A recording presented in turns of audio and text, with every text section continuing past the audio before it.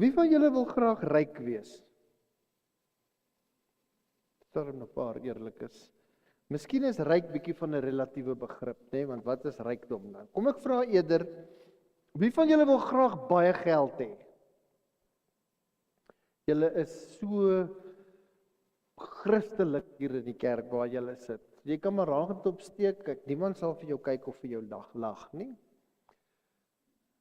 Kan ek nog 'n vraag vra? Wat is jy bereid om te doen om baie geld te hê? Wat sê jy, Marlene?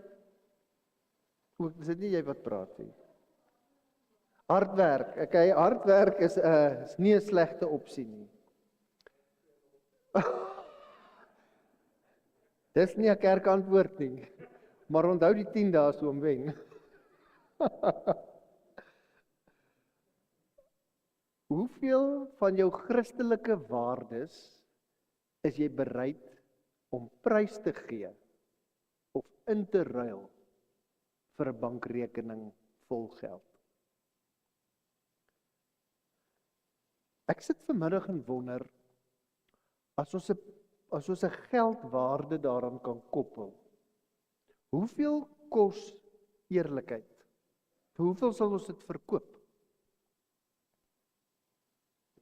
10.000, 50.000? Integriteit, dink ek, moet meer kos. Seker 205. Maar onthou as jy hom verkoop kry, het nooit weer terug nie. Ja, nou is dit glad nie meer so lekker die gesprek nie. Maar jy sien, dit was die probleem gewees in die wêreld waarin Openbaring destyds geskryf is. Daar was 'n baie sterk invloed gewees wat die Christene wou oortuig dat dit nie verkeerd is om kompromieë aan te gaan. Gisteraand het ons in die brief aan die gemeente in Pergamum gelees van Biliam wat die gelowiges geleer het om gemaklik te raak met sonde. Ons het ook gelees van 'n groep, die Nikolaïte, wat gesê het, jy kan maar jou lyf gebruik om aan heidense losbandige feeste deel te neem, solank jy net met jou hart getrou bly aan Jesus. Johan het dit eintlik baie mooi verduidelik, hoe gevaarlik sulke kompromieë vir ons spiritualiteit kan wees. Kompromie maak ons geloof stadig maar seker swakker. Dit kom na ons toe soos 'n wolf in skaapsklere. Leuns wat na die waarheid lyk. Soos byvoorbeeld materialisme. Om jou hele lewe draai. Maak uiteindelik jou siel leeg. Seksuele losbandigheid vervals ware liefde. Om so behep te wees met mag en met beheer, verhard uiteindelik ons harte. Kompromie trek ons so stukkie vir stukkie weg van die waarheid af. Dit laat ons toegewyde liefde vir God al hoe minder en al hoe flouer word. En uiteindelik eindig ons op 'n plek waar ons volkome ongehoorsaam is aan die Here. In vanaand se gedeelte sal ons weer sien hoe sonde stadig maar seker besig is om ons van God af weg te trek. Ons hoor vanaand van die slegte vrou Isebel en hoe sy ons verhouding met God vernietig. Maar kom ons lees eers die brief aan die gemeente in Thyatira en dan vertel ek julle so 'n bietjie meer oor die stad en sy mense.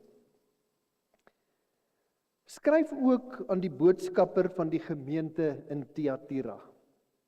Dit sê die Seun van God, wat oë het soos 'n vlammende vuur en voete soos gloeiende koper.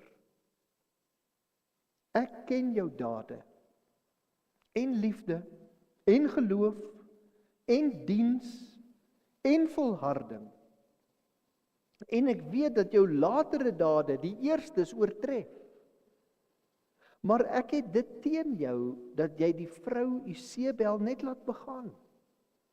Sy wat haarself 'n profetes noem en my diensknegte leer en verlei om te hoereer en om afgodsoffers te eet. Ek het haar tyd gegee om tot bekering te kom, maar sy weier om haar te bekeer van haar hoerery. Kyk, ek werp haar op 'n siekbed, en ook hulle wat met haar egbreek gepleeg het, in groot verdrukking, as hulle nie van haar praktyke bekeer nie. Ek is tog so bly dat ons die 2020 vertaling lees wat praat van 'n groot verdrukking. Ek dink is die 1983 vertaling wat praat van 'n pessiekte. En daar sal natuurlik weer die mense wees wat hierin 'n voorspelling sien van vigs, terwyl dit eintlik nou niks met die saak te doen het nie. En haar kinders sal ek met die dood tref. Laat al die gemeentes daarvan kennis neem, dat dit ek is wat niere en harte deurgrond. Ek sal elkeen van julle beloon, eintlik straf, volgens julle dade. Maar vir julle ander in Thyatira, wat nie hierdie leer aanhang nie, en wat nie die diepere dinge van Satan, soos hulle dit noem, leer ken het nie, sê ek lê nie op julle 'n ander las nie, behalwe net om vas te hou aan wat julle het, totdat ek kom. Aan wie oorwin en eindtyd vashou aan wat ek sê, sal ek mag gee oor die nasies. Hy sal hulle as 'n herder lei met 'n ysterstaf, en hulle soos kleipotte stikkend slaan. Soos ek dit van my Vader ontvang het, sal ek aan hom ook die môrester gee. Laat die wat ore het, luister na wat die Gees aan die gemeentes sê. Hou maar jou Bybel so oop, want ek gaan 'n paar verse weer uitlig. Thyatira was 'n kleiner, minder bekende stad in Klein-Asië, so wat 60 km suidoos van Pergamum, waar ons gisteraand gekuier het. Nou die stad bestaan vandag nog. Ek het vir julle 'n foto van hom gebring. Sy naam is nou Akhisar. En Annelies sê sy reken mens behoort nie daar te verdwaal nie, want dit lyk asof die stad in sulke blokke uitgelê is. Thyatira was 'n stad waar die mense baie besigheid gedoen het. Daar was 'n klomp fabrieke en winkels en die geld het gevloei. Die hele lewe in Thyatira het rondom besigheid en geld gedraai. Dit staan nou nêrens nie, maar ek wonder of dit nie in Thyatira is wat die kredietkaart uitgedink is nie. Thyatira was bekend gewees vir hulle materiaalfabrieke en hulle klerefabrieke en hulle skoenfabrieke en hulle pottebakkersfabrieke en die bronssmede wat daar gewerk het. En vir elkeen van hierdie bedrywe was daar vakbonde gewees. Die unies na wie toe jy kon gaan. Die manne wat die sê gehad het in Thyatira, die ouens wat die septer geswaai het, was nie die regering nie. Dit was nie die munisipaliteit nie en dit was verseker ook nie die kerk nie. Dit was die unies, die vakbonde. As jy bereid was om volgens die vakbonde se reëls te speel, dan kon jy in Thyatira baie ryk en voorspoedig word. Maar as jy nie wou nie, het hulle jou uitgeskop en dan sou jy nie 'n sent geld in Thyatira kon maak nie. Nou hier kom die vangplek. Elke vakbond, hulle het ook van die gildes gepraat. Elkeen van die vakbonde of gildes het sy eie god of godin as 'n beskermer gehad. En daar's gereeld groot feeste vir hierdie gode gehou. Ek kom later hiernatoe terug.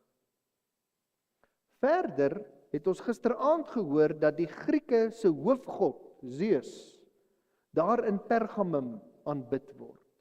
Nou, Zeus se seun was Apollo en hy is weer in Thyatira aanbid.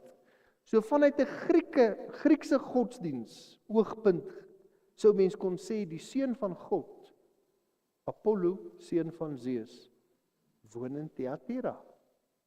En daarom maak dit baie sin dat die brief aan Thyatira begin met die woorde: dit sê die seun van God. En as jy lank genoeg lees, sien jy, maar dit is nie Apollo van wie gepraat word nie. Dit sê die seun van God wat oë het soos 'n vlammende vuur. Jesus, nie Apollo nie, is die ware seun van God. Met oë wat soos vuur vlam, ontsnap niks sy aandag nie. Hy weet alles wat die gelowiges in Thyatira doen. In vers 19 sien ons dat dit eintlik baie goed gegaan het in die gemeente. Die Here prys hulle vir hulle harde werk en hulle ywer vir die evangelie. Hy noem 'n klompie dinge by die naam. Hy sê, ek ken julle liefde en julle geloof en julle diensvaardigheid en julle volharding. Miskien moet ons elkeen van daai woorde net so klein bietjie by stil staan. Geloof is om op God te vertrou, nie op wêreldse magte nie. En die gemeente in Thyatira het dit gehad, jy kan hom maar afmerk. Om lief te hê is uiters noodsaaklik in die lewens van God se kinders. Want geloof is nie net 'n innerlike oortuiging nie. Geloof moet gesien word. Geloof moet beleef word in liefde vir God en vir jou naaste. Dit was so in Thyatira. Jy kan hom afmerk. Uiteindelik moet geloof en liefde oorgaan tot dade van diensbaarheid.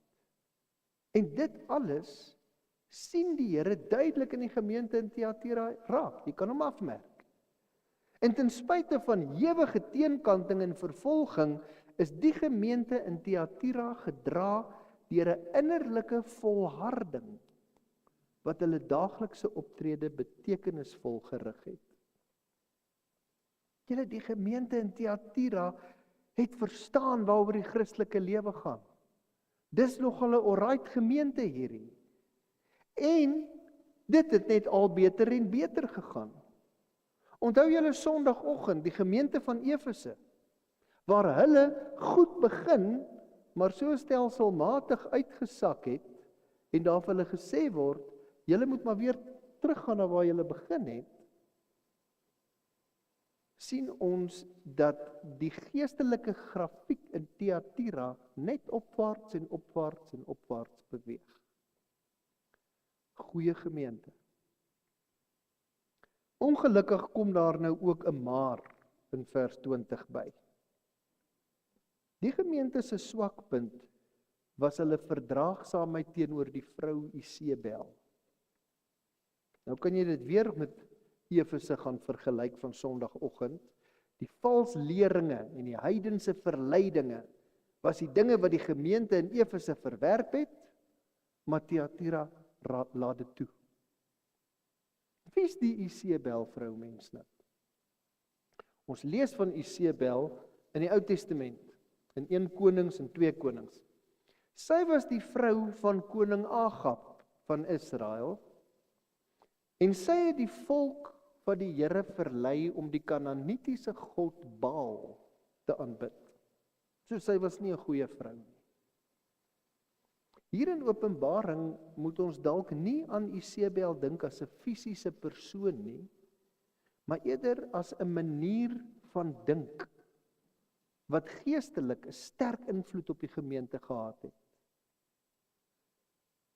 Sy, of kom ons sê dan nou maar hierdie denkwyse, het die gemeente aangemoedig en verlei om kompromieë aan te gaan in hulle geloofslewens. En dit het waarskynlik oor geld gegaan.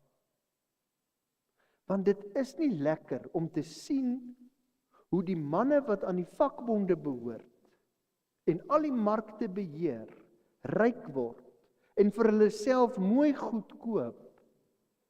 Dit terwyl jy wat nie aan die vakbond behoort nie, nie toegelaat word om enige iets te koop of te verkoop nie.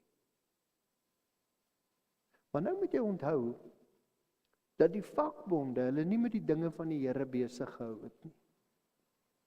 Ek beloof vir julle, dat die feeste wat hulle gehou het, om die beskermgode te vereer, nie 'n kerkdiens was, soos wat ek en jy dit vandag ken. By daai feeste was daar net drank en los vrouens. En met hoe groter entoesiasme jy daaraan deelneem, hoe groter jou beloning. Douglas, moet ons dit nie dalk oorweeg om ook so 'n draaitjie daar te gaan maak. Ons gaan kyk net, ons hoef ons nie aan alles deel te neem wat hulle doen nie. Wie weet, dalk kan ons 'n lekker kontrak losslaan en 'n paar R1000 uit die deal maak. Ek meen, dis mos nie asof ons die Here gaan verloon nie. Ek en ek weet jy ook, het reeds ons harte vir die Here gegee en dit sal altyd aan die Here behoort. Maar die ou lyf, hy gaan ons in elk geval eendag in die grond opeindig, so kom ons vat hom bietjie dorp toe, solank hy nog iets werd is. En net daar slaan Isebel haar lustige naels in die gewillige vleis van die sakemanne in Thyatira. Dit is die leer van Isebel. En is so maklik om daarvoor te val. As dit gaan in jou lewe oor finansiële oorlewing, jy weet nie of jy die einde van die maand al die rekeninge kan betaal nie. Of dalk selfs meer, dit gaan by jou oor 'n bietjie voorspoed en 'n bietjie rykdom. Jy wil ook daar meer hê in die lewe. Dan is dit baie maklik om in Isebel se struik te trap. Om maar jou oë toe te knyp vir dit wat reg is. Anders gaan jy die kontrak verloor. Jong, ons gaan nou nie hierdie ding heeltemal volgens die boek doen nie, maar ek ken 'n pel. Ons bel hom. Hy gaan vir ons die dinge laat uitwerk. Ons kyk maar so 'n bietjie ander kant toe vir die shady deals. En ons praat maar net sulke halwe waarhede. Daai ou het in 'n geval genoeg geld, so dit maak nie saak dat ons hom net so 'n bietjie bevark nie. Dit is daarom nie so erg nie. Maar Isebel lieg vir jou. As jy dink dit is nie so erg nie. Vers 20 sê dat sy haarself as 'n profetes voordoen. Sy maak asof sy die Here se woord vir jou vertel. Maar inderwaarheid is sy 'n werktuig van die bose. Dis baie interessant dat die brief aan Thyatira die langste van al 7 die briewe is. En dit terwyl ons sê dat hierdie eintlik 'n goeie gemeente was.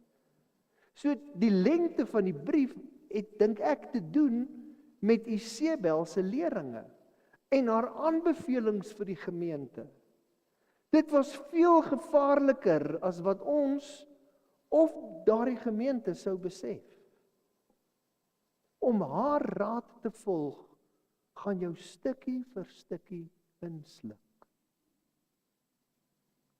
Dit gebeur nie skielik en opsigtelik, sodat jy jouself nou doodskrik en vinnig weer terugkeer na die regte pad toe nie.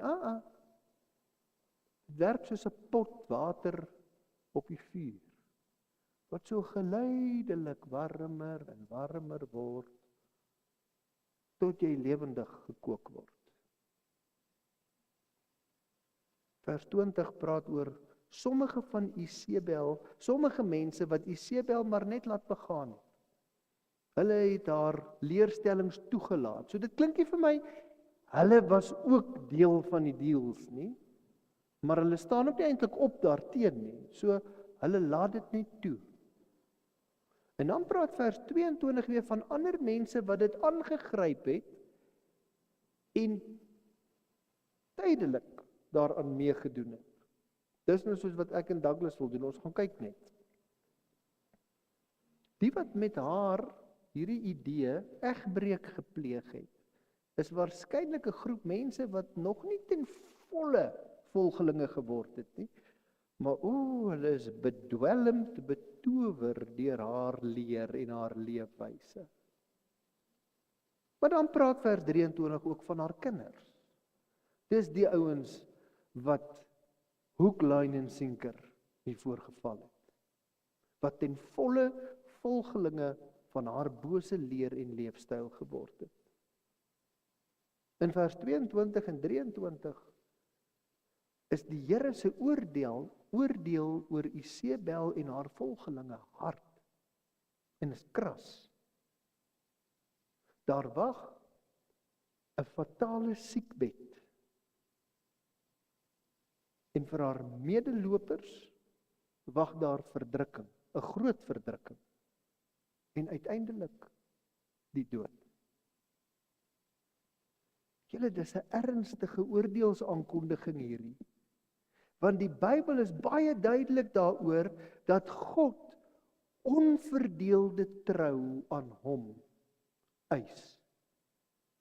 Dat ons hom met ons hele hart moet dien. En met ons hele lewe moet volg. En dit gaan nie net oor jou binnekant nie. Die Ou en die Nuwe Testament maak dit baie duidelik dat nie net ons siele vir God belangrik is nie, maar ook ons liggame. Ons dien hom nie net met ons siel en met ons gees nie. Jy dien God ook met jou lyf. Jou liggaam is 'n tempel van God, wat aan God toegewy is en waarin die Heilige Gees woon. Julle, die evangelie vra van ons 'n leefwyse, en hoor die woord, leefwyse, nie denkwyse nie. Leefwyse wat by ons roeping pas. En ons word nie in die Bybel geroep net om in Christus te glo en hom as verlosser te bely met jou mond nie. Ons word ook geroep om heilig te lewe in ons liggame, soos wat hy heilig is. Moenie die belangrikheid van 'n Christelike lewenswyse onderskat nie. Moet nooit dink dat die manier waarop jy leef nie eintlik saak maak nie. Dit maak saak. En dan kom daar soms situasies waarin ons maar net moet erken en sê, weet jy, die wins en die sukses op hierdie deal gaan net te veel kos. Maar dit is nooit te laat om terug te draai as jy in die struik getrap het nie. Daar is niks wat die Here meer graag wil hê nie, as dat jy sal terugdraai na hom toe en hom in volkome lojaliteit en 'n onverdeelde hart sal dien. Ons sien hier, Christus het vir Isebel nog tyd en geleentheid gegee om tot inkeer te kom. God se oordeel, ook in die res van die boek Openbaring, is nie in die eerste plek bedoel om te verwoes en te vernietig nie, maar om afvalliges terug te lei na hom toe. Eers is daar die siekbed, en as jy dan nie wil luister nie, is daar die groot verdrukking, en eers daarna lees ons van die ewige dood. Dit is nooit te laat om terug te draai nie. Daar's 'n oplossing vir die wat in die struik getrap het. En hierdie bekering moet dalk nie by ons optrede begin nie. Nie by ons gedrag nie, maar by ons gedagtes. Want ons gedagtes speel 'n baie groot rol in ons begeertes en in ons optrede. Daarom begin veranderde gedrag daarby dat ons anders oor sake sal begin dink en dat ons anders na die wêreld sal begin kyk. As ons nie eerlik is oor ons begeertes nie en ons nie eers op daai vlak tot bekering kom nie, dan sal daar nie veel aan ons gedrag of ons optrede verander nie. So, die eerste deel van die oplossing is dat jou begeertes tot bekering moet kom. Mense se begeertes wys nie net vir ons wat hulle dink nie. Dit wys eintlik ook vir ons wat het hulle lief in die lewe. Daar's 'n Engelse spreekwoord wat sê, we become what we love. Ons word dit wat ons lief het. As ons verkeerde dinge lief het en begeer, dan kan ons lewens nie regloop nie. So hierdie hele proses sal moet begin by 'n herordening van die liefdes in ons lewe. Jy sal moet gaan dink, weet jy, eerste lief, en tweede lief, en derde lief, en vierde lief. Ek dink hierdie 2 punte is veral raad vir, of oplossings vir ouens wat klaar in die struik getrap het. Maar hierdie brief gee ook raad vir diegene wat dit nog nie gedoen het nie. Nadat die Here oor Isebel en oor haar volgelinge sy gesê het, praat hy met die ander groep in die gemeente, wat op die regte pad probeer bly. En vir hulle gee hy ook 3 stukkies raad. Eerstens sê die Here in vers 25 vir hulle, dat hulle net moet vashou aan dit wat hulle het, totdat hy weer kom. Julle, dit wat ons in Christus self het, dit wat ons het in die gawes wat hy vir ons gee, is meer as genoeg. Ons het nie nog meer nodig nie. Dit word bevestig in dit wat Jesus daar in vers 26 byvoeg. Hy vermaan hulle om einduit vas te hou. Met ander woorde, om te volhard in dit wat hy gesê het. Dit was die fout van die Isebel groep gewees, dat hulle hierdie opdrag om te volhard nie ernstig opgeneem het nie. As ons Christus en sy gawes ontvang het, plaas dit 'n verpligting op ons om ons lewens dan ook voortaan daarvolgens in te rig. Totdat Christus weer kom, moet ons volhard in die geloof. En moet ons geloof sigbaar maak deur ons leefstyl. En dan derdens sal hierdie groep ook goed doen om die opmerking in vers 23 oor gedagtes en begeertes te onthou. Daar staan in vers 23 dat God die een is wat ons harte en ons niere deurgrond. Nou kyk, ons moderne mense sê, jy voel met jou hart en jy dink met jou kop. Is mos. Maar die mense in die antieke tyd het gesê, jy voel met jou niere en jy dink met jou hart.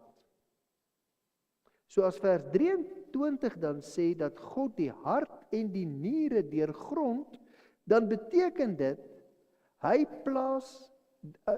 dan beteken dit dat hy ons gedagtes en ons begeertes deurgrond. En hy doen dit nie in die eerste plek om ons bloot te stel of om ons te verneder nie. Hy doen dit om ons te help. Ons gedagtes en ons begeertes bepaal in 'n baie groot mate hoe ons elke dag optree. Maar dis nie altyd so maklik om jou gedagtes en jou begeertes te pyl nie. Ek verstaan dit nie altyd so maklik nie. Dis nie so maklik om eerlik te wees daaroor nie. Om die waarheid te sê, partykeer het my hart redes waarvan my verstand niks weet nie. Daarom het ek die lig van Christus en die leiding van die Heilige Gees nodig om my gedagtes en my begeertes te deurgrond, om my te help om die goed te verstaan. Om vir my 'n oomblik van waarheid te gee, sodat die Gees my kan nuut maak. Ek wil afsluit met die wonderlike beloftes wat die Here vir hierdie gemeente in Thyatira gegee het, want ek dink dit kan ons ook help. Vers 26 en vers 28 sê, die wat oorwin, die wat end uit volhard, sal die môre ster ontvang. Dit is Jesus Christus en sy koninkryk.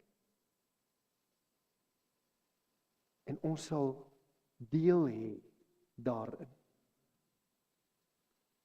Dan met 'n sterk woord bevestig vers 27 dat die Here homself aan geregtigheid verbind. Eendag sal die skale balanseer. Die Christene wat nou swaar kry onder die juk van ander, sal saam met Jesus deel in die mag en die gesag van sy koninkryk. En dan, as ons wil hoor wat die Gees vir ons sê, moet ons altyd weer teruggaan na die prentjie wat Johannes aan die begin van die brief vir ons van Jesus gee. In hierdie brief aan Thyatira praat hy oor Jesus as die Seun van God met oë soos vuurvlamme en voete soos geelkoper. Moet nooit te groot skrik vir die plaaslike gode en die sterk invloede wat dit op ons het nie. In Thyatira is Apollos, die seun van Zeus, vereer as die plaaslike godheid. Die Christene kan egter weet dat Apollos nie bestand sal wees teen die krag en die vlammende oë van Christus, die ware seun van God nie. En met sy voete van sterk geelkoper moes die mense van Thyatira weet, Jesus het gekom om te bly. Thyatira behoort ook aan hom.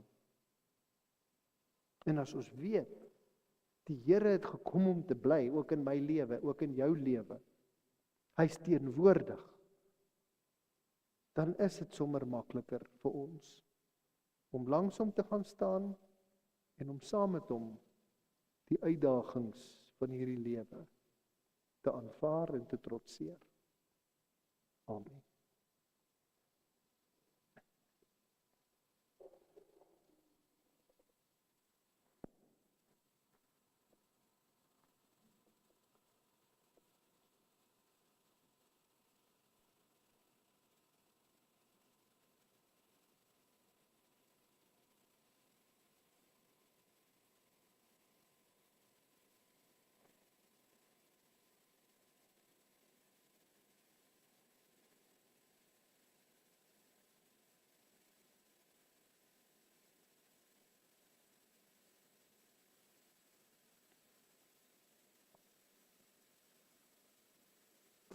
Here, baie keer sien ons in ons lewens 'n geleentheid raak, amper soos 'n deur wat oopgaan. En as ons daar binne kom, dan was dit eintlik 'n vangstrik gewees. En ons kom dit nie eers dadelik agter nie. Die een na die ander van hierdie deure gaan ons binne. En dit lyk oënskynlik asof niks gebeur nie. Niks met ons gebeur nie. Totdat dit te laat is. Maar Here, dankie dat U vir ons 'n oop deur gee ook om uit te kom. Dat ons kan terugdraai na U toe, Here, en vanaand ook voor U kom kniel. En sê, Here, ons moet dalk eers vir ons begeertes bekeerd raak. Want dis al hierdie dinge wat ons so graag wil hê, wat maak dat ons partykeer nie optree soos wat ons moet nie. Dat ons oneerlik, selfs onsedelik omgaan. Want ons het hierdie begeerte. Here, help ons om daarvan ontslae te raak. Dat ons enigste begeerte sal wees dit wat ons ook by die gemeente in Thyatira gesien het. Geloof en liefde en diensbaarheid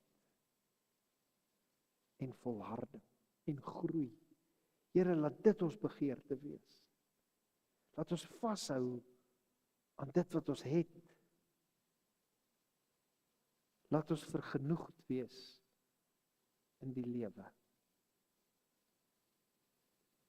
Sodat dit nie vir ons nodig sal wees om op vreemde paaie by donker deure in te gaan, op soek na aardse genot nie.